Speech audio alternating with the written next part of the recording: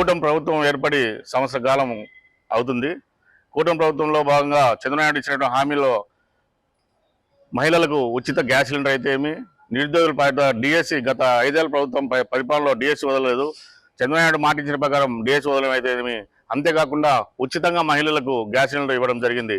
అంతేకాకుండా చంద్రబాబు నాయుడు ఇచ్చిన మాట ప్రకారము ఏవైతే చెప్పామో ఖచ్చితంగా నెరవేర్చే బాధ్యత తీసుకుంటాడు.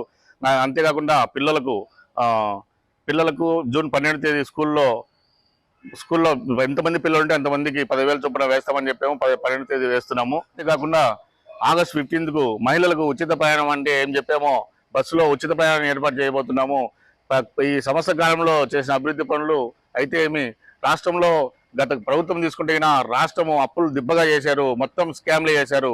ఈ సంవత్సరం ప్లాన్లో ఒక స్కామ్ లేకుండా గతం చేసిన రాష్ట్ర ప్రభుత్వాలను తప్పులను బయటికి తీస్తూ, అంతేకాకుండా మన రాజధాని ఏమైతే అమరావతి రాజధాని అయితే ఏమి, పోలవరం అయితే ఏమి, కేంద్ర ప్రభుత్వంతో నిధులు తీసుకొచ్చి ఈరోజు అభివృద్ధి పనుల్లో పయనిస్తున్నట్టు కేవలం చంద్రబాబు నాయుడు వల్లే అవుతుంది. కాబట్టి చంద్రబాబు నాయుడు ప్రభుత్వం పైన ప్రజలు చాలా చాలా సంతృప్తిగా ఉన్నారని తెలియజేసుకుంటున్నాం.